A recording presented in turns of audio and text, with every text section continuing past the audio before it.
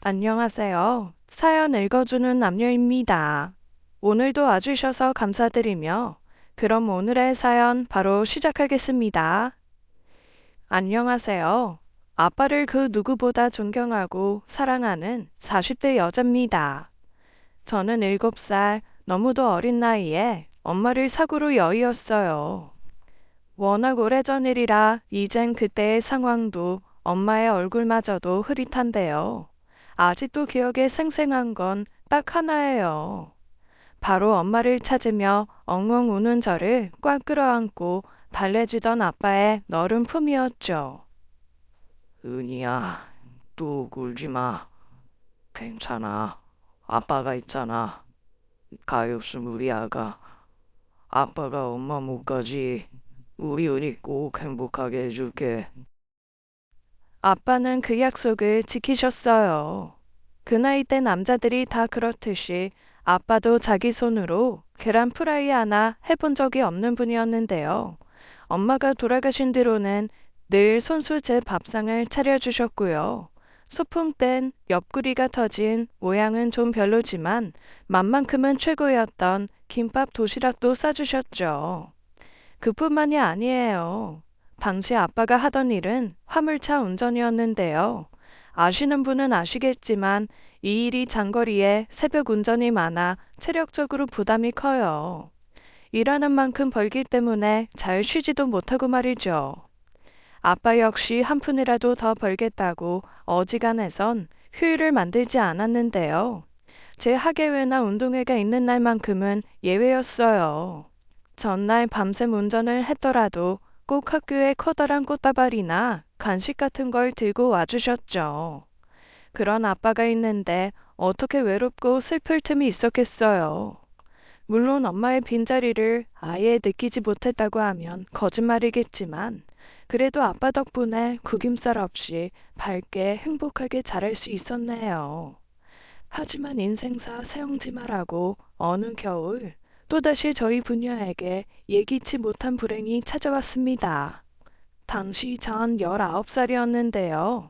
교실에서 수업을 듣고 있는데 갑자기 담임 선생님이 저를 불러 너무나 충격적인 얘기를 하셨죠. 은희야, 놀라지 말고 잘 들어라.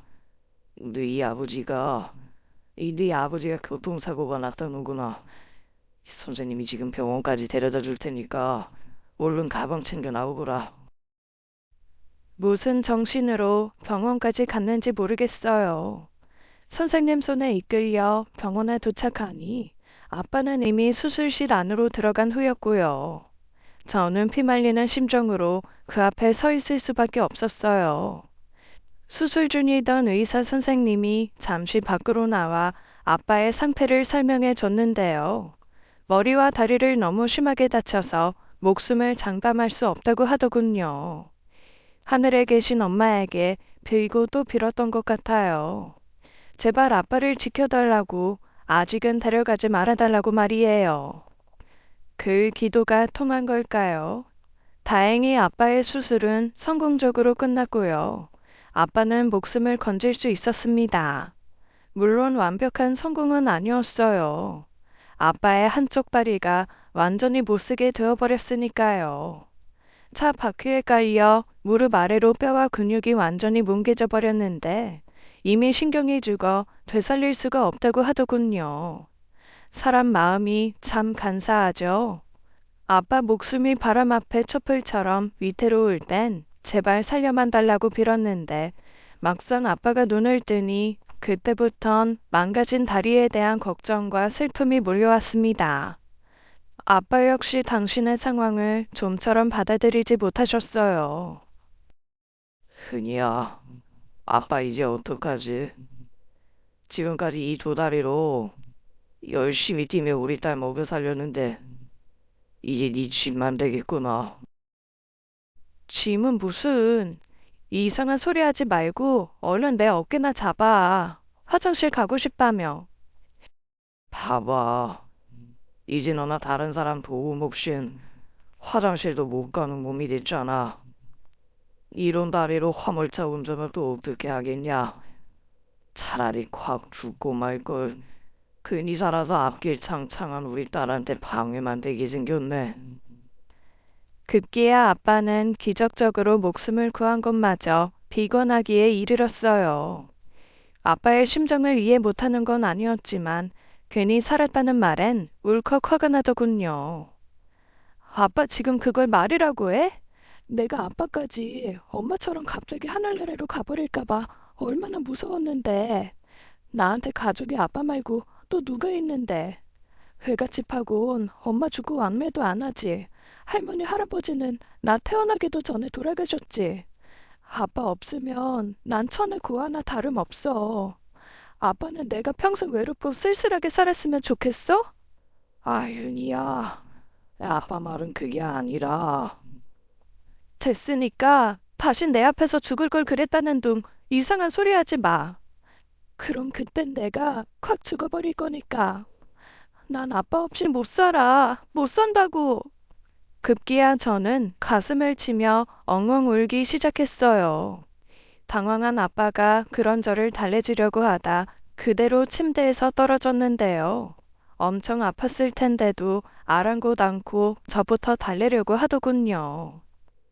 은희야, 아빠 잘못했다. 또 울지 마. 아빠가 미안해. 아빠, 괜찮아? 넘어지면서 어디 다친 거 아니야? 안 아파? 아빠는 괜찮아. 은희야, 방금은 아빠가 호방에 겨워 이 요방에 똥 싸는 소리를 했다. 그치? 죽지 않고 이렇게 우리 딸 얼굴 보게 된 것만으로도 감사해야 하는데 이제 걱정 마. 이 까탈이 아빠한테는 아무 장애도 못 드니까 우리 딸 나중에 시집 갈 때까지, 아니 예쁠 솔도 보여줄 때까지 씩씩하게 살아보자. 그 뒤로 아빠는 더 이상 삶을 비관하지 않았어요. 그 누구보다 적극적으로 병원 치료에 임했고요. 퇴원 후 재활치료도 열심히 받았죠. 또 다리 때문에 더 이상 화물 트럭을 운전하지 못하게 된 아빠는 다른 일자리를 찾기 시작했는데요. 물론 그렇게 쉽지만은 않았어요. 이미 아빠 나이가 중년에서 장년으로 접어들고 있었고 화물차 운전 외엔 이렇다 할 경력도 기술도 없었으니까요. 하지만 아빠는 결코 포기하지 않았어요. 아는 지인분에게 배관 수리 기술을 배우기 시작한 거예요. 처음엔 혼자서 일하는 게 힘들어 보조로만 현장에 투입됐는데요. 나중엔 지인분의 도움 없이도 혼자 일을 다닐 수 있게 됐죠. 솜씨가 제법 좋은지 점점 단골도 찾는 손님들도 많아졌대요. 아빠가 걱정돼 제발 그만두라고 잔소리하긴 했지만 한편으로는 장애와 나이에 굴하지 않고 열심히 일하는 아빠의 모습이 존경스러웠어요. 덕분에 저도 아빠의 사고로 잠시 놓았던 미래에 대한 준비를 다시 시작했는데요. 저희 집 형편에 대학 가는 건 무리인 것 같아 깨끗하게 포기하고요. 대신 제과제빵 학원을 다니면서 자격증을 땄어요. 어릴 때부터 그쪽으로 관심이 많았거든요. 다행히 한 번에 자격증을 딸 수 있었고요. 얼마 안 가 한 프랜차이즈 빵집에 제빵기사로 취직하는 데 성공했죠. 몸은 고됐지만 사람들이 제 빵을 맛있게 먹는 걸 볼 때마다 이루 말할 수 없을 만큼 뿌듯했어요. 그곳에서 경력을 쭉 쌓다가 제 개인 빵집을 차리는 게 목표였는데 갑작스럽게 찾아온 사랑 앞에서 뜻하지 않게 인생의 항로가 바뀌고 말았습니다. 바로 결혼을 하게 된 거였어요. 상배는 아빠의 재활치료를 담당하던 젊은 의사였어요. 뭐 젊다고는 해도 저와 거의 띠동갑만큼 차이가 났지만 사랑엔 국경도 나이도 없다고 하잖아요. 화이트데이를 앞두고 그 사람이 갑작스럽게 고백을 했어요. 저를 처음 봤을 때부터 좋아했다고 말이죠. 안 그래도 평소 아빠에게 잘해주던 모습에 호감이 있었기에 그의 고백이 싫지 않았어요. 몇 번 만나다 보니 점점 이성적인 설렘이 생기기도 했고요. 그렇게 저희는 불같은 열애를 시작했고 갑자기 아이가 들어서는 바람에 1년 만에 시까지 치르게 됐죠. 글로 이렇게 축약해 적어서 그렇지 그 과정이 그리 순탄하지만은 않았어요. 시댁 식구들 그 중에서도 특히 시모가 결혼을 결사 반대했거든요. 의사 며느리 드리는 게 평생의 꿈이었던 분이니 당연한 일이었어요. 처음 인사드리러 간 날 아예 대놓고 말씀하시더라고요. 경준이가 사정사정해서 오늘 이 자리에 나오긴 했는데 난 너 우리 집 며느리로 절대 못 받아들인다. 우리 박씨 집안이 어떤 집안인데 벌써 3대째 의사 해먹고 있는 집안이야. 심지어 재작년엔 시집간 우리 딸 사위까지도 죄다 의사라고. 그런데 넌 뭐 겨우 빵 조각을 만드는 일 한다고? 빵 조각을 만드는 일이 아니라 제과점에서 제빵기사로 일하고 있어요, 어머님. 날카로운 시모의 말투에 절로 위축됐지만 최대한 침착하게 대꾸했어요. 그런데 그게 더 시모의 신경을 건드린 걸까요? 시모가 이것 봐라 하는 얼굴로 저를 더욱더 매섭게 노려보더군요. 어쨌든 빵집에서 일한다는 거 아니야. 거기에 너 대학도 못 나왔다며? 네가 아직 모르나 본데 우리 경준이 전에 사귀던 아가씨가 같은 병원 의사였어. 둘이 얼마나 잘 맞았는데 괜히 끼리끼리라는 말이 있는 줄 알아? 의사는 같은 의사끼리 만나야 마음도 통하고 말도 통하고 그러는 법이지. 근데 니까짓게 의대 나온 우리 아들하고 어디 수준에 맞는 대화라는 게 가능하겠니? 제가 비록 집안 형편이 어려워서 대학은 못 갔지만 평소에 책이나 신문도 많이 읽고요. 경준 씨하고 마음도 말도 잘 통해요, 어머님. 의사는 꼭 같은 의사만 만나란 법이 어딨나요? 오히려 그럼 자기들만의 세상에 갇혀서 시야가 너무 좁아지지 않을까요? 어머님도 의사 아니지만 의사인 아버님과 결혼해서 잘 살고 계시잖아요. 제 말에 시어머니는 한 방 먹은 표정으로 아무 말도 못했어요.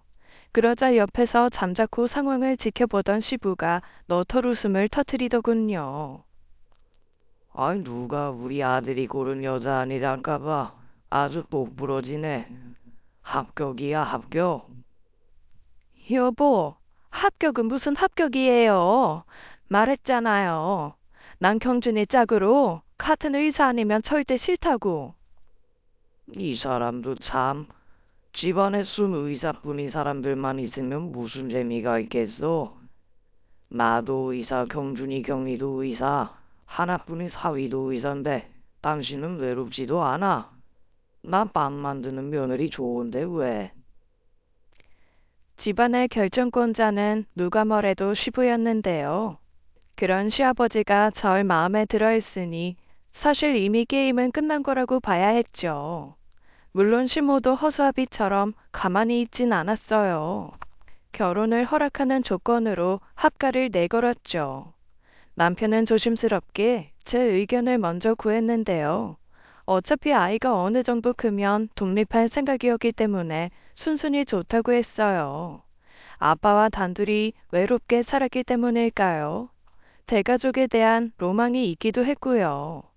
하지만 돌이켜보면 그건 제 인생 최악의 실수였습니다. 시모의 시집살이가 제 생각보다 더 지독했거든요. 그 방법도 아주 교묘했어요. 시부와 남편이 있을 땐 친정엄마처럼 세상 다정하게 굴었는데요. 저와 단둘이 있으면 눈빛부터가 달라졌어요. 점심은 언제쯤 되는 거니? 날 굶겨 죽이려는 거야, 뭐야? 점심은 보통 시모와 저 단둘이서 먹었는데요. 일하는 아주머니가 뻔히 있는데도 시모는 제게 밥상을 차리라고 시키곤 했어요. 그것도 구절판 손만두 같이 손 많이 가는 요리만 주문했죠. 당연히 시간이 걸릴 수밖에 없는 음식들인데도 시모는 1시간만 지나면 언제 완성되냐고 야단을 부렸습니다. 아니 갈비찜 그게 뭐 얼마나 걸린다고 이렇게 늦장을 부려? 게을러 터져가지고. 그게 아니라요. 어머님, 갈비가 있는데 시간이. 얘 좀 봐라. 잘못했으면 그냥 잘못했습니다 하면 될 일이지. 왜 자꾸 말꼬리가 길어져? 무슨 말을 하든 꼬투리가 잡혔기 때문에 그냥 입을 다물고 있는 게 최선이었어요. 처음엔 시간이 지나면 나아지겠지, 계속 노력하면 마음을 열어주시겠지 생각했는데요. 시간이 흐를수록 시모의 괴롭힘은 점점 더 심해지기만 했습니다. 어떻게 하면 제게 더 큰 고통과 모멸감을 줄 수 있을까 매일같이 연구하는 분 같았어요. 임신한 제게 자기 속옷을 손빨래하라고 시켰을 때가 최고조였죠.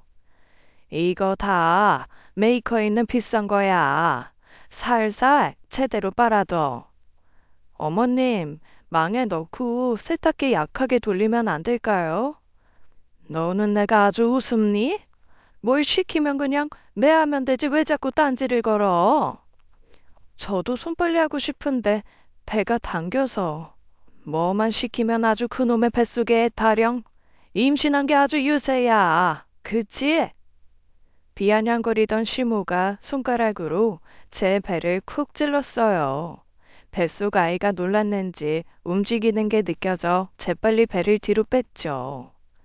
누구 임신 안 해본 줄 알아? 난 경준이가 져서 배가 만삭이었을 때도 집안일 다 직접 했다. 돌아가신 내 시할머니가 산더미처럼 쌓인 옷가지를 빨아오라고 시켜도 큰소리 없이 해냈다 이 말이야. 그러니 내 앞에서 임신 유세 부릴 생각 말고 이거 전부 다 빨아놔. 알겠니? 마음 같아선 남편에게 전부 얘기하고 싶었는데요. 그쯤 남편은 병원 파벌 싸움 때문에 많이 예민한 상태였어요. 안 그래도 일 때문에 힘든 사람인데 집에서까지 스트레스 받게 하고 싶지 않았죠. 시집살이라는 게 말한다고 해결될 성질의 것도 아니었고요. 그래서 시모가 저를 어떻게 괴롭히든 남편에겐 일절 티내지 않았어요. 물론 그렇다고 언제까지나 바보같이 당하고 있을 생각은 없었고요. 저 혼자 조용히 반격의 기회를 엿보며 나름의 준비를 하고 있었죠. 그러던 어느 날이었어요. 평소처럼 저 혼자 점심상을 차리고 있었는데요. 느지막하게 일어난 시모가 갑자기 김장을 하자고 하더군요. 넉넉하게 100포기 정도 하자. 네? 김치를 그렇게 많이 담가요? 많긴 뭐가 많아. 겨우내 먹으려면 그 정도는 해야지. 그럼 사람을 좀 더 불러야 하지 않을까요? 저 혼자선 힘들 것 같은데. 말끝을 흐리자 시모의 얼굴이 대번에 험악해졌어요. 누가 너 혼자 하라고 시킨대? 나도 같이 할 거니까 참말 말고 시작해. 어머님, 늘 같이 한다 하시는데 결국엔 허리 아프다고 뒤로 빠지시잖아요. 지난번에 대청소 때도 그랬고 제사 음식 차릴 때도 그랬는데 그땐 그나마 제가 배가 덜 나왔었지만 이제 몸이 무거워서 진짜 혼자선 무리예요, 어머님. 따박따박 말대꾸 하는 것 좀 봐. 넌 대체 가정교육을 어떻게 받은 거냐? 하긴 일찌감치 애미 죽고 호래비 밑에서 컸는데 배우긴 뭘 배웠겠어? 다른 건 다 참을 수 있었는데요. 저희 부모님을 모욕하는 것만큼은 참을 수가 없더라고요. 어머님, 방금 저희 부모님 언급하신 거 사과해 주세요. 맨날 저한테 못 배웠다, 교양 없다 하시는데 남의 부모 욕먹이는 것만큼 못 배운 행동이 어디 있어요? 침착하게 할 말 다 하자 시모의 얼굴이 순식간에 새빨개졌어요. 내가 뭐 틀린 말 했냐? 죽은 네 애미랑 다리병신인 네 애비가 널 엉망으로 키운 게 맞잖아. 어떻게, 어떻게 저희 아빠한테 그렇게 심한 말을 할 수 있어요? 그러고도 당신이 우도른이야? 이게 끝까지 고개를 쳐들고 대들어? 너 당장 눈 안 깔아? 문 깔으라고! 흥분한 시모는 갑자기 악소리를 지르더니 온몸을 날려 제게 몸통 박치기를 해버렸어요. 저는 황급히 배를 감싼 채 몸을 숙였는데요. 그 순간 몸이 허공에 붕 뜨는 느낌이 들어 시선을 내렸더니 앞불싸 바로 뒤에 계단이 있었지 뭐예요. 몸은 중력을 거스르지 못하고 순식간에 계단 아래로 굴러 떨어졌고요. 저는 그 자리에서 의식을 잃고 말았습니다. 다시 눈을 떴을 땐 병원이었어요. 안절부절하며 서 있던 시모가 재빨리 의사를 불러오더군요. 의사는 제 몸 상태를 확인하던 것도 잠시 너무나 충격적인 이야기를 꺼냈어요. 유감스럽게도 뱃속의 아이는 유산됐습니다. 너무 속상해하지 마세요. 아직 젊으시니까 기회는 또 있을 겁니다. 그 말을 듣는 순간 뒤통수를 한 대 얻어맞은 것처럼 얼얼해졌습니다. 손발이 덜덜 떨리고 심장이 미친 듯이 쿵쾅거렸죠. 선생님, 그게 무슨 말씀이세요? 우리 튼튼이가 잘못됐다는 건가요? 계단에서 넘어지면서 배에 부딪혀서 큰 충격이 갔어요. 그러게 조심하지 그러셨어요. 저를 탓하는 듯한 의사의 말에 기가 막혀 시모를 노려봤어요. 제가 잘못한 거 아니에요. 시어머니가 절 미는 바람에. 아니, 얘가 무슨 말을 하는 거야? 너 꿈꿨니? 선생님, 바쁘실 텐데 그만 나가보세요. 시모는 거의 쫓아내다시피 의사와 간호사를 내보냈어요. 그리고는 오열하는 제 앞에 갑자기 무릎을 꿇더군요. 아가, 내가 잘못했다. 이 일을 너희 시아버지랑 경준이가 알면 날 뭐라고 생각하겠니? 그냥 네가 발을 헛디뎌서 계단에서 굴러 떨어진 걸로 하자꾸나, 응? 간절하게 애원하는 얼굴에선 채 세상빛도 보지 못하고 떠나버린 손자를 향한 슬픔이나 죄책감 따윈 찾아볼 수도 없었어요. 절로 속안에서부터 분노가 차올랐죠. 어머님은 이런 순간에도 끝까지 본인 안위만 챙기시네요. 제가 미쳤다고 어머님을 감싸겠어요? 저희 아이 죽게 만든 살인자인데. 살인자라니. 내가 일부러 그런 것도 아닌데. 따지고 보면 너한테도 잘못이 있지. 그러게 누가 시애미 말에 바락바락 대들래? 애초에 어머님이 저희 부모님을 먼저 엿보이셨잖아요. 저 더는 못 참아요. 그동안 괴롭혔던 것부터 오늘 일까지 전부 그 이하고 아버님한테 얘기할 거예요. 아니 얘가 진짜? 그래, 어디 너 좋을 대로 해봐라. 난 안 했다고 잡았다면 그만이야. 박간 양반이랑 경준이가 네 말을 믿을 것 같아? 그때까지도 시모는 남편과 시부에게 그 어떤 연락도 하지 않은 상태였어요. 저는 기가 막혀 두 사람에게 차례대로 전화를 걸었고요. 이윽고 혼비백산한 부자가 병원으로 달려왔죠. 아이, 당신 어떻게 된 거야? 우리 툴툴을. 튼튼이는 하늘나라로 갔어. 당신 어머니 때문에 말이야. 저는 그동안 시모가 저지른 만행을 전부 고백했어요. 그러자 시모가 바로 말도 안 되는 거짓말을 늘어놓더군요. 아가, 처음에 결혼 반대했던 것 때문에 네가 날 곱지 않게 보고 있다는 건 알고 있었다. 하지만 아무리 그래도 그렇지 어떻게 네 부주의로 애를 잃은 걸 나한테 덮어씌우니? 눈물까지 뚝뚝 흘리는 모습이 정말 연극 배우를 했다면 대성했을 것 같더군요. 그 모습이 소름 끼쳐 이를 악물고 물었어요. 정말 끝까지 잡아댈 작정이에요? 튼튼이한테 미안해서라도 저한테 이러면 안 되는 거잖아요. 너야말로 정말 끝까지 애먼 사람 누명 씌울 거니? 일하는 아주머니한테 물어볼까? 내가 정말 계단에서 널 밀었는지. 그분이야 당연히 돈 주는 어머님 편이겠죠. 사람은 얼마든지 거짓말할 수 있으니까요. 근데 그거 아세요? 기계는 거짓말을 안 하는 거. 저는 침대 옆 협탁에 있던 제 위도 주머니에서 핸드폰을 꺼냈어요. 어머님이 사람들하고 다 같이 있을 때랑 저하고만 있을 때 행동이 너무 달라서요. 그동안 틈틈이 녹음해두고 있었어요. 물론 조금 전 계단에서 있었던 일도 말이죠. 저는 가장 최근 녹음 파일을 재생시켰어요. 시모가 저희 부모님을 모욕하고 저를 계단에서 떠미는 상황까지 전부 적나라하게 녹음돼 있었죠. 시모의 얼굴은 순식간에 하얗게 질렸고요. 시부와 남편은 충격에 빠져 어쩔 줄 몰라 했네요. 당신이 제정신이야? 아무리 새 아가가 마음에 안 들어도 그렇지. 어떻게 뱃속에 있는 우리 손주를? 일부러 그런 게 아니에요. 얘가 자꾸 대드니까 저도 모르게 화가 나서. 그렇다고 임신한 며느리를 대단해서 밀어. 당신 그거 살인이야. 알아?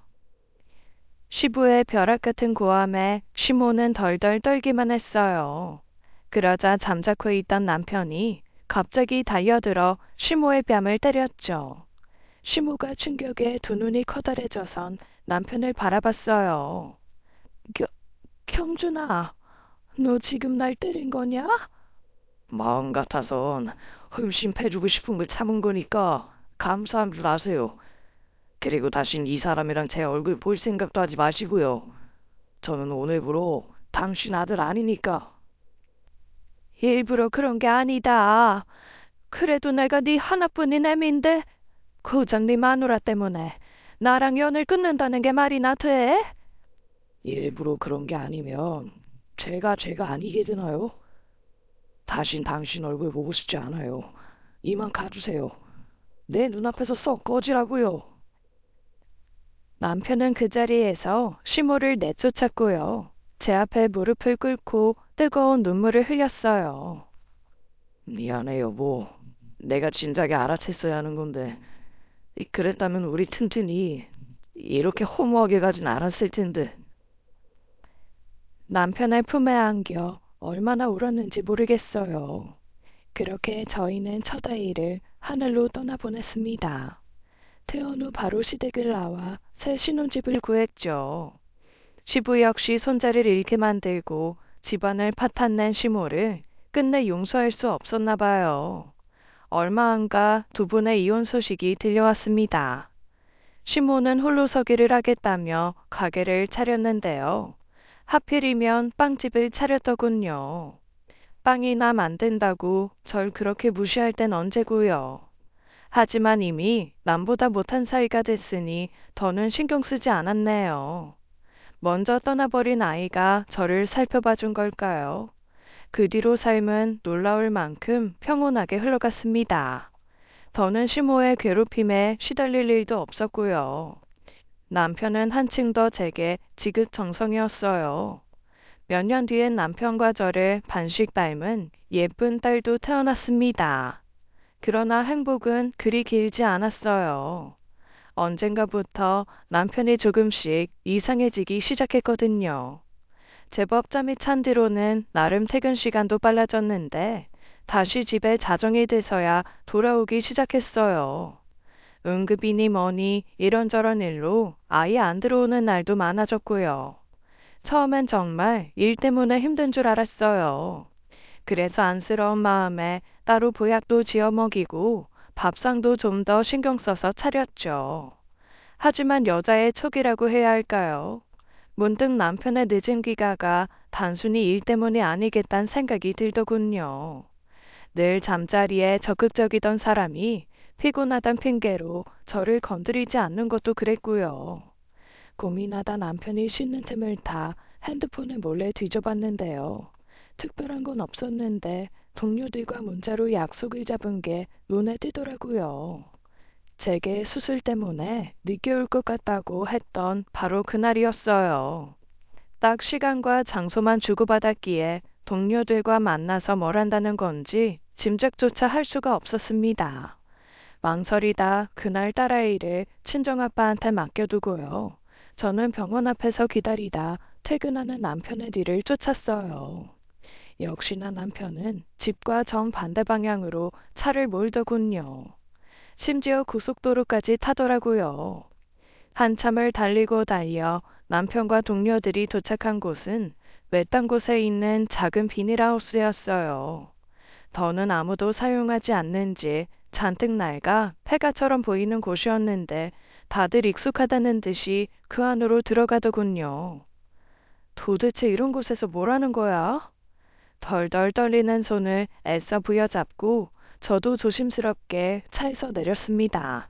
그리고 슬그머니 비닐하우스 문을 열었는데요. 자욱한 담배 연기와 함께 너무나 충격적인 광경이 눈앞에 펼쳐졌죠. 에이씨, 이번에도 나가리 됐네, 나가리. 야, 배 돌려, 다시. 판돈 더블로 올리자고. 비닐하우스 안에선 수십 명의 사람들이 서너 명씩 짝을 지어 화투를 치고 있었고요. 테이블 위엔 10,000원짜리 지폐가 수북하게 쌓여 있었어요. 맞아요. 불법 도박장이었던 거죠. 남편 역시 그 안에서 열심히 패를 돌리고 있었는데요. 번들거리는 눈빛이 딱 봐도 제정신이 아니었습니다. 바로 그 안으로 뛰어들어가 화투패를 엎어버렸어요. 그러자 사람들이 비명을 지르며 난리를 치더군요. 당신 뭐야? 뭔데 판을 엎어? 미쳤어? 경우, 뭐 하는 거야? 이 미친 여자 안 끌어내고. 그 소란 속에서 오직 남편만이 얼어붙은 채 가만히 있더군요. 얼굴이 불쾌한 게 화투치면서 술까지 잔뜩 먹은 것 같더라고요. 그런 남편을 향해 말했습니다. 뭐해 당신? 당장 일어나. 안 일어나? 아씨, 일어날게. 일어나면 되잖아. 경호원이 다가오기에 남편을 끌고 재빨리 밖으로 나왔어요. 일단 집에 가서 얘기하자. 잔말 말고 따라 나서. 각자 차를 끌고 왔기에 따로 출발할 수밖에 없었는데요. 집에 가기 전 경찰서에 그 도박장 위치를 얘기하고 신고했어요. 불법으로 운영되는 몹쓸 곳인데 그냥 둘 순 없었으니까요. 그리고 집에 오자마자 남편에게 따져 물었죠. 도대체 언제부터야? 언제부터 도박에 미쳐 있었던 거냐고. 얼마 안 됐어. 아이, 그리고 미쳐있다니. 그냥 심심해서 취미로 좀 하는 것 가지고. 나만 하는 거 아니야. 요즘 유행이라 내 주변 동기 놈들도 다 한다고. 남편은 골프나 악기를 배우는 것과 다르지 않다며 말도 안 되는 변명을 늘어놓았어요. 정말 기가 막히더군요. 불법 도박이 일반적인 다른 취미랑 비교가 돼? 도박은 손목을 잘라도 못 끊는다는 말도 몰라? 어쩌자고 그런 위험한 걸 시작했어. 못 끊긴 뭘 못 끊어. 나 원금만 찾으면 바로 손 뗄 거야. 뭐? 원금만 찾으면이라니? 대체 얼마를 잃었길래? 제 말에 남편이 아차하는 표정으로 입을 다물었어요. 여기서 더 추궁해봤자 거짓말만 하겠다 싶어서 바로 남편의 핸드폰을 빼앗아 계좌를 열어봤죠. 아무래도 남편 벌이가 있다 보니 작년까지만 해도 통장에 1억이 넘는 큰돈이 들어가 있었는데요. 웬걸 통장 잔고가 0이다 못해 마이너스더군요. 이게 뭐야? 여기 있던 돈 다 어디 갔어? 진짜로 도박으로 날린 거야? 그게 미안해 여보. 당신 경철이 알지? 내 의대 동기. 아이, 그놈이 재밌다고 하도 꼬셔서 한번 가볍게 즐겨볼까 했던 건데 첫 판에서 바로 돈 1,000만 원을 따니까 눈이 돌더라고. 개인 병원 차릴 돈만 만들면 바로 나올 생각이었는데 아이, 그 뒤로는 자꾸 잃기만 해서. 그걸 지금 말이라고 해? 처음에 잃었을 때 바로 손을 뗐어야지. 1억 넘게 있던 돈을 다 날리고 마이너스 통장까지 뚫어? 당신 솔직히 말해봐. 이 마통 5천만 원 말고 빚 더 있어? 아니야, 무슨 소리야. 빚인 그 5천이 전부야. 그것만 갖고 나면 바로 그만두려고 했어. 그러나 도무지 남편의 말을 믿을 수가 없었어요. 그래서 계속 추궁했는데요.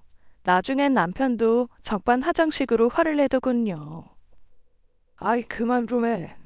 빚도 없다고 하잖아. 왜 사람 말을 못 믿어? 내가 당신 말을 어떻게 믿어? 그동안 날 속이고 감쪽같이 도박을 했는데 어쩜 그 큰 돈을 나한테 한마디 상의도 없이 다 날려버릴 수가 있어? 내가 내 돈 쓰는데 당신하고 왜 상의를 해야 하는데? 뭐? 내 돈? 내일 다정하고 자상했던 남편이 설마 그렇게 나올 줄은 꿈에도 몰랐어요. 하지만 남편은 아기가 쉬인 것처럼 계속해서 막말을 쏟아붓더군요.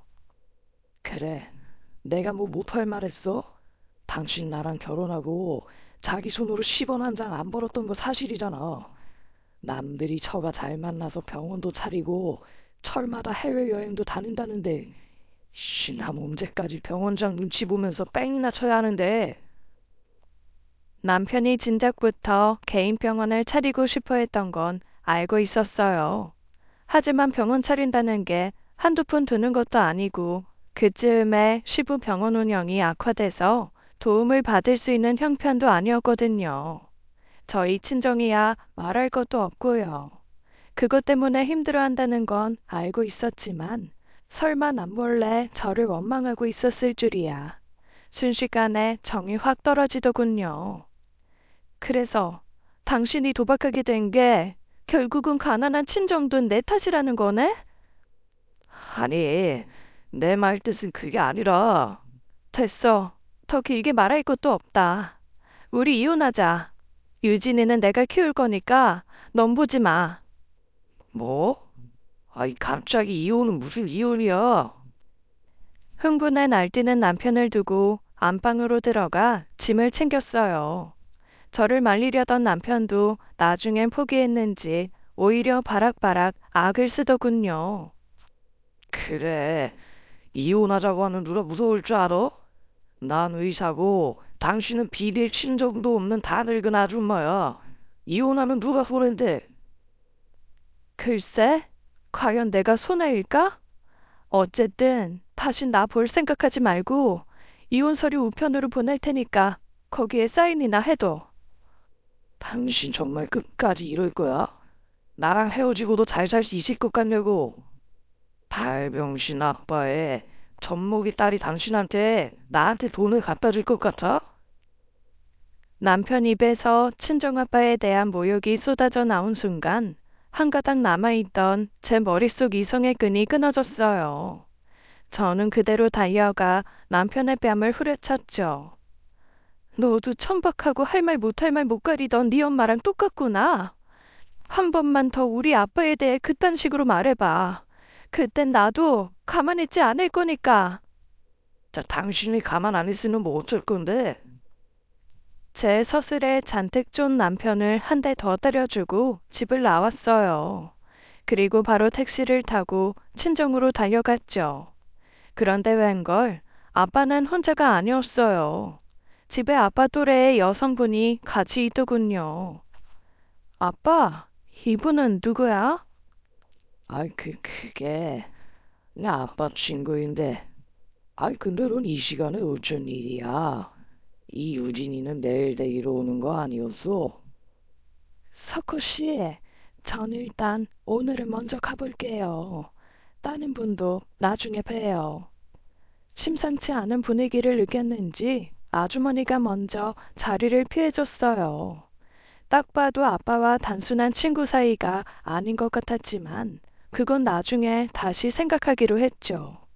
어쨌든 당장은 아빠에게 오늘 있었던 일을 털어놓는 게 중요했으니까요. 하지만 막상 아빠 얼굴을 보자 입이 떨어지질 않더라고요.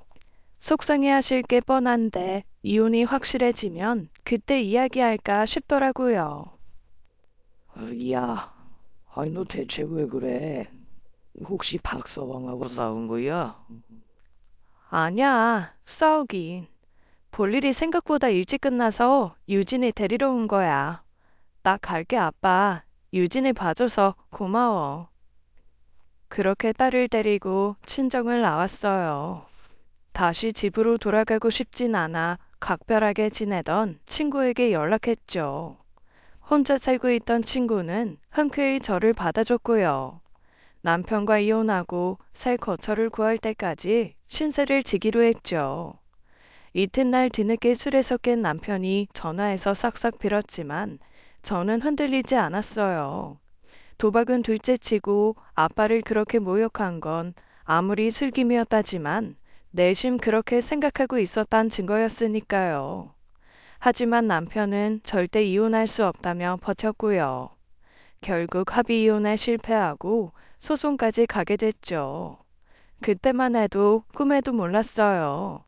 이미 막장까지 간 남편과 제 사이에 더한 막장이 존재하리라고는 말이죠. 몰랐는데 소송이라는 게 그렇게 단번에 끝나는 게 아니더라고요. 짧게는 몇 달, 길게는 1년이 넘게 걸린다고 했습니다. 남편이 법원 출석을 계속 거부해서 저희 이혼 소송도 계속 지지부진한 상태였어요. 그동안 저는 딸의 친권과 양육권을 얻기 위해 다시 직장도 알아보고요. 베이킹 공부도 재개하면서 부지런히 시간을 보냈는데요. 그렇게 한 석 달쯤 지났을까요? 갑자기 남편에게서 연락이 왔어요. 또 이혼 물리자는 소리를 할 것 같아 무시했더니 문자를 보냈는데요. 글쎄, 시모집에 저희 아빠가 와 있다는 게 아니겠어요. 그즈음에 남편은 주로 시모집에 가 있는 상태였어요. 자기 밥 차려주고 옷 빨아 다려줄 사람이 없으니까 연을 끊었던 시모에게 다시 간 거였죠. 남자란 족속들은 어쩜 그렇게도 의존적인지. 어쨌든 뜻밖의 얘기에 놀라 바로 남편에게 전화를 걸었는데요. 알고 보니 시모집 화장실 수도배관이 고장나서 업자를 불렀는데 우연찮게도 아빠가 가게 된 거였더군요. 그때까지도 아빠는 남편과 제가 별거 중이라는 걸 전혀 모르고 있었어요. 소송이 생각보다 길어져서 계속 말해야 할지 생각은 하고 있었는데 아빠 가슴에 대못을 박는 일이라는 걸 알기에 쉽게 말이 나오질 않더군요. 어디 그뿐인가요? 아빠는 시모가 시부와 이혼하고 혼자 살고 있다는 건 알고 있었지만 시모가 제게 얼마나 못되게 굴었는지는 모르고 계셨어요. 시집살이가 뭐 그리 좋은 일이라고 친정 부모님한테까지 얘기를 하겠어요. 하지만 막상 이런 기막힌 일이 생기자 후회가 들더라고요. 아빠 성격상 분명 그냥 나오지 못하고 시모집 화장실 배관을 고쳐줄 텐데 생각만 해도 화가 나서 피가 거꾸로 솟더군요. 남편에게 주소를 받아 한달음에 그리로 달려갔어요. 초인종을 누르니 남편이 바로 문을 열어주더군요. 당신 왔어?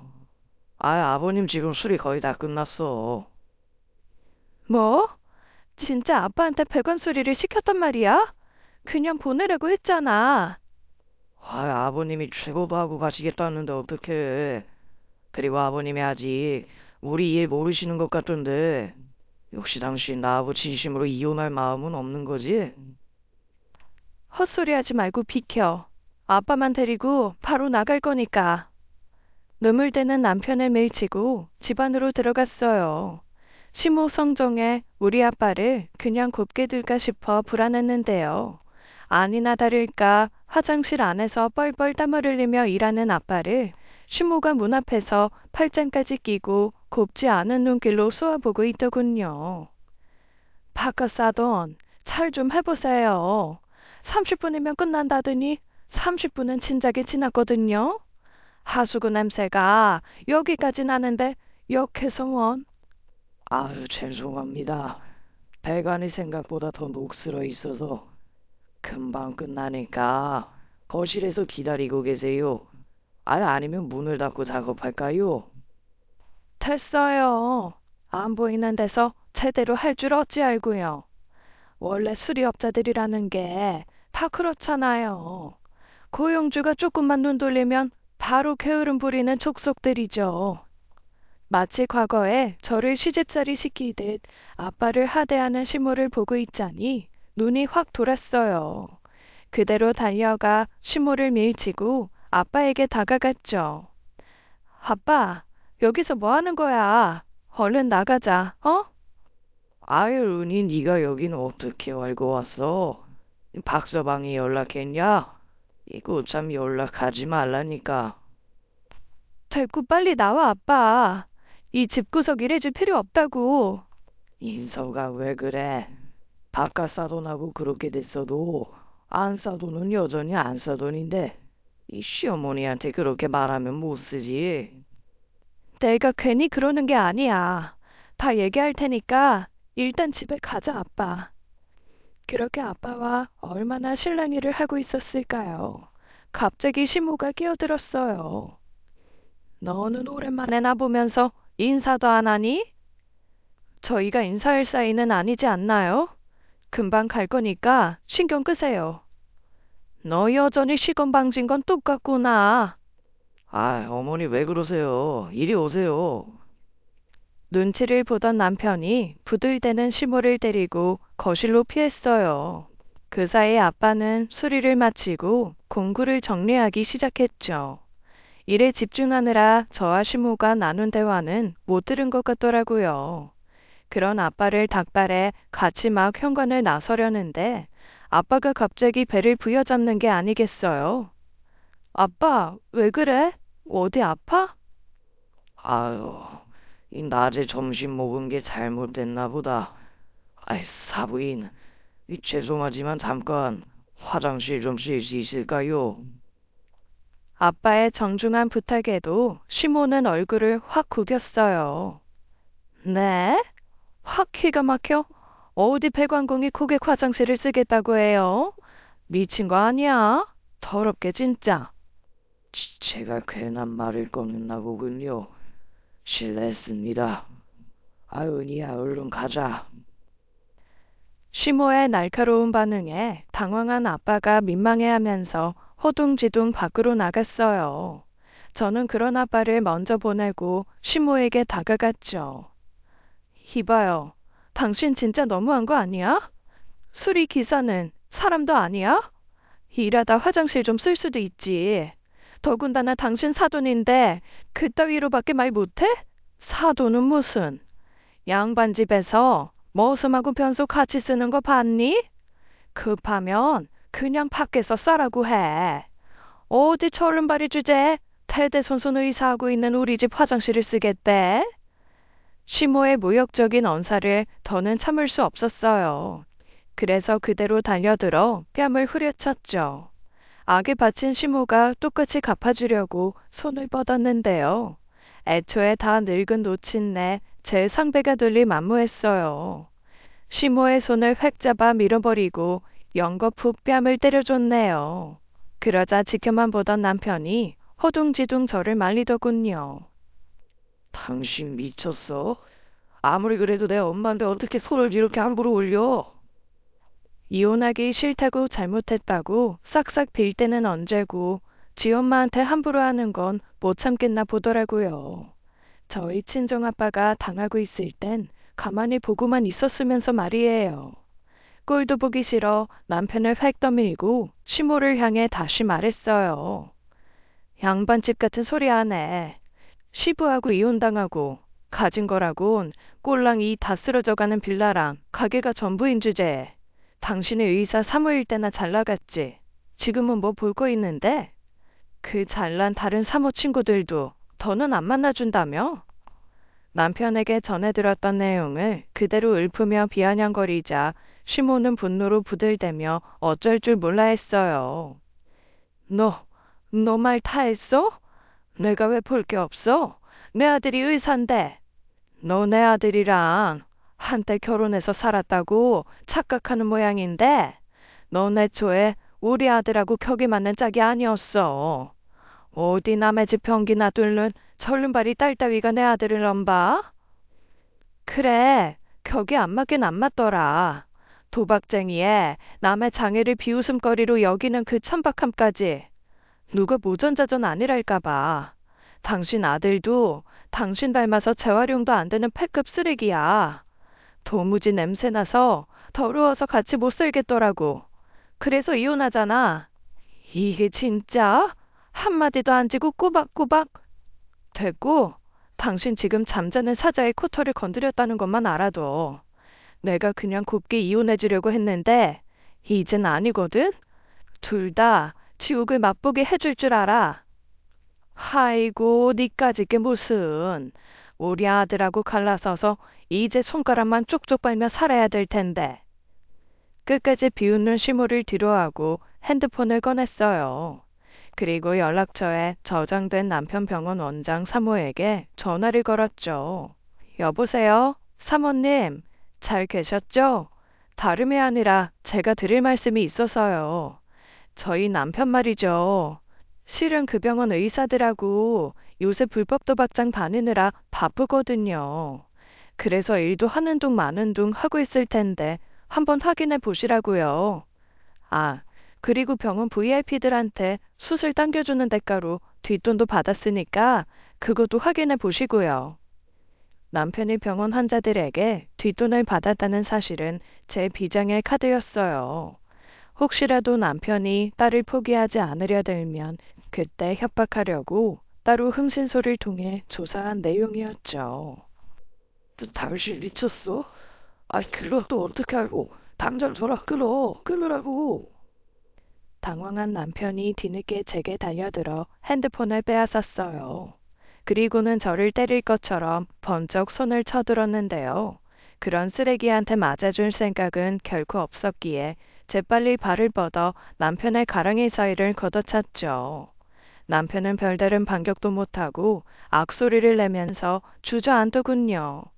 몇 대 더 쥐업해주니 어찌나 속이 시원하던지요. 당신 아들은 이제 지옥 확정이고 곧 당신 차례거든? 기대하고 있으라고. 저는 시모를 향해 싸늘하게 일갈한 뒤 그 집을 나왔어요. 그리고 밖에서 대기하고 있던 아빠 차에 올라탔죠. 집으로 가는 길에 저는 그동안 시모 그리고 남편과 있었던 일을 전부 얘기했어요. 아빠는 첫 아이를 유산한 게 시모 때문이라는 걸 알고 분노해서 어쩔 줄 몰라 했죠. 그걸 왜 이제야 말해? 안 되겠다. 당장 차 돌리자. 내 그 옆편네를 아작을 내버릴 거니까. 됐어. 아빠, 내가 충분히 때려줬으니까 걱정하지 마. 그리고 내가 그 인간 뇌물 받은 거 병원에 찔렀거든. 곧 병원도 잘릴 거고 요즘도 도박하러 다니느라 바쁘니까 알아서 파멸할 거야. 박서와 말이 그지 아직한테 충분히 복수가 되겠지만 그 옆편네는 아니지 않냐? 내 손주를 죽일 여잔데 있어봐라. 아빠도 나름의 수가 있으니까. 저도 시모에게 복수하려고 나름 생각해둔 게 있었는데요. 아빠도 수가 있다고 하니 잠자코 있었어요. 며칠 뒤 아빠가 저를 데리고 어딜 같이 가자고 하더군요. 시내에 있는 웬 상가 건물 앞이었는데요. 그때 아빠의 친구라고 소개받았던 아주머니가 나와 있더라고요. 은희야 인사해. 당황해서 그때 너한테 제대로 말을 못했는데 아빠가 실은 요즘 좋은 감정으로 만나고 있는 사람이거든. 내가 뭐 애도 아니고 눈치 못 챘을 줄 알아? 다 짐작하고 있었어. 난 아빠 연애 언제든 환영이니까 걱정하지 마. 부끄러워하는 아빠를 사이에 두고 아주머니와 인사를 나눴어요. 부드러운 인상과 조곤조곤한 말투가 딱 봐도 좋은 분 같더군요. 그런데 아빠의 진짜 목적은 제게 그분을 소개해 주는 게 아니었습니다. 그분을 앞장세워 상가 건물에 있는 한 가게로 들어가니 웬걸 시모가 카운터에 서 있는 게 아니겠어요. 시부가 이혼하면서 차려줬다는 빵집이 바로 거기였던 거예요. 시모는 저와 아빠를 보고 두 눈이 커다래진 것도 잠시 이내 허겁지겁 달려와 꾸벅 고개를 숙이더군요. 아니 사장님이 여기까지는 어쩐 일이세요? 몰라서 물어요? 벌써 월세가 반년 넘게 밀려 있으면서. 제가 말씀드렸잖아요. 요즘 경기 불황이라 가게 사정이 너무 안 좋아서. 지금도 보세요. 파리만 날리는 거. 놀랍게도 아주머니는 시모가 장사하는 건물의 주인이었어요. 아빠는 아주머니를 만나면서 진작에 그 사실을 알고 있었는데요. 시모나 남편이 불편해할까봐 굳이 얘기하지 않았다고 하더라고요. 늘 저나 아빠 앞에서 당당하던 시모가 강자인 건물주 앞에선 쩔쩔매는 꼴을 보고 있자니 어찌나 혐오스럽던지요. 심지어 시모는 상습적으로 월세를 체납하는 악질 세입자였더라고요. 그동안 제가 엄 사장님이 월세 안 낸다고 밥 굶는 것도 아니고 사정도 딱한 듯해서 봐드렸었는데요. 더는 안 될 것 같네요. 이번 달부로 계약 해지할 테니까 그런 줄 아세요. 임대차 계약서에도 나와 있죠. 월세 3개월 이상 체납하면 퇴거해야 하는 거. 네? 갑자기 그게 무슨... 사장님, 왜 그러세요? 마음 넓게 늘 저희 편을 봐주시던 분이. 여기 뒤에 있는 한석호 씨가 제가 지금 좋은 감정으로 만나는 분이거든요. 이제 이해가 됐을까요? 아주머니의 고상하지만 묵직한 말 한마디에 신모의 얼굴이 하얗게 질렸어요. 신모는 믿을 수 없다는 표정으로 저와 아빠를 번갈아 바라보더군요. 그렇다면 더더욱이나 제 사정을 봐주셔야죠. 제가 이분 안싸돈이고 얘 시어머니인데 그동안 본인이 한 짓을 생각해봐요. 양심도 없어요? 아주머니의 되물음에 시모는 아무 말도 하지 못했어요. 그러다 갑자기 아빠와 제 쪽으로 다가와 우는 소리를 하더군요. 박하사돈, 그날은 내가 실례가 많았어요. 내가 화장실 남이 쓰는 거에 엄청 민감해서 그랬어요. 나쁜 뜻으로 그런 게 아니니까. 내가 그따위 것 때문에 이러는 줄 알아요? 사과를 하려면 내가 아니라 내 딸한테, 그리고 최고로 우리 술주한테 해야지. 아빠의 고함에 시모는 다급하게 제 손을 붙잡았는데요. 시모의 손이 닿자마자 소름이 돋아 재빨리 밀쳐냈어요. 그러자 시모가 무릎을 꿇고 싹싹 빌더군요. 이 아가, 내가 잘못했다. 한 번만 용서해 주렴, 어? 그때 너 계단에서 밀어서 유선하게 만든 것도 미안하고, 너 죽어라 시집살이 시킨 것도 미안하다. 하나뿐인 아들 뺏긴 것 같은 기분에 내가 너무 못나게 굴었어. 사과를 참 빨리도 하시네요. 이미 늦었으니까 그냥 일어나세요. 나 여기서 쫓겨나면 절대 안 된다. 네가 병원에 얘기하는 바람에 경진이도 병원에서 잘렸고 지금 이 가게마저 없어지면 나 당장 다음 달 카드값 낼 돈도 없어. 엄살이 심하시네요. 시아버지가 이혼하면서 꽤나 재산 떼어준 걸로 아는데. 그건 진작에 먹고 노는데 다 쓴 지 오래야. 내가 병원 사모로서 돈 쓰던 버릇이 있는데 이혼하고 혼자 나와 산다고 그게 어디 가니? 뭐 그건 제 할 바 아니네요. 그러게 진작에 월세를 잘 내시지 그랬어요. 아님, 그날 우리 아빠한테 그렇게 모욕을 주지 말든가. 다 자업자득이죠. 저는 매달리는 시모를 뿌리치고 아빠 그리고 아주머니와 함께 가게를 나왔어요. 10년 묵은 채증이 내려가는 것처럼 속이 시원했네요.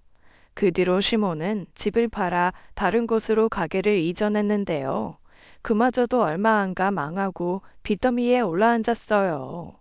왜 망했는 줄 아세요? 제가 시모 가게 근처에 보란 듯이 똑같은 빵집을 냈거든요.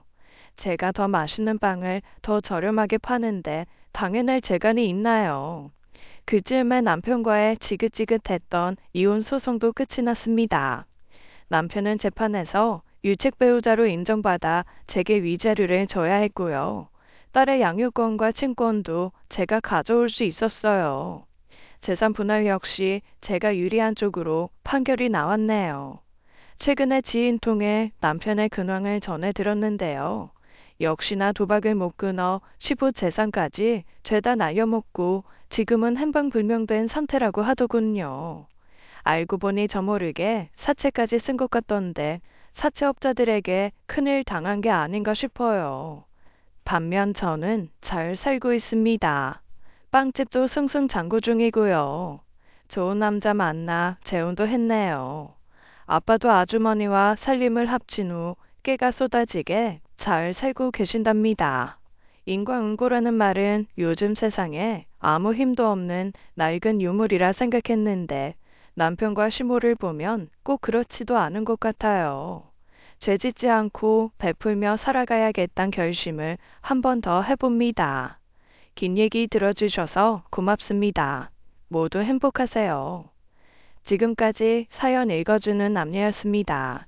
끝까지 시청해주신 여러분 감사드리며 저희는 다음 사연으로 돌아올게요. 감사합니다.